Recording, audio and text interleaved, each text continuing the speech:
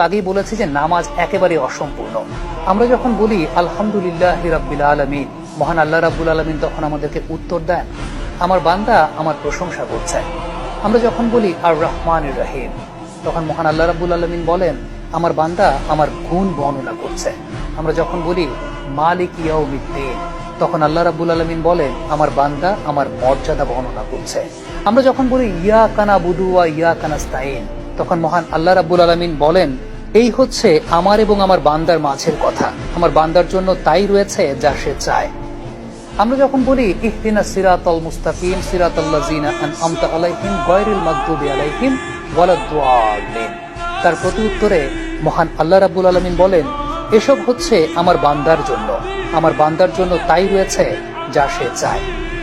অর্থাৎ এই যে অত্যন্ত গুরুত্বপূর্ণ ফজিলতপূর্ণ একটা সূরা, যেটা আমরা নামাজ সম্পূর্ণ করতে পারি না যে সূরা ছাড়া, এই সূরাটাই পাঠ করা হয়েছে মানুষের সহায়তার জন্য। মহান আল্লাহ রাব্বুল আলামিনের কাছে প্রার্থনা করা হয়েছে, দোয়া চাওয়া হয়েছে। এবং আমরা হাদিস শরীফের অনেক বর্ণনা থেকে কিন্তু জানি যে শেফার জন্য অত্যন্ত উত্তম একটি সূরা হচ্ছে সূরা আল ফাতিহা।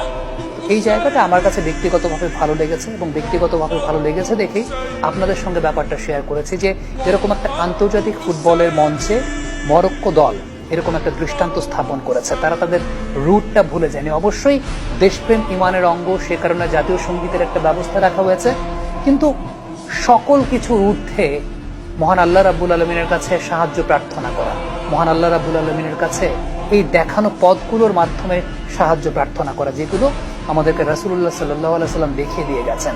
এবং সেই জায়গাটায় সেই দলটার কাছে মনে হয়েছে এই মুহূর্তে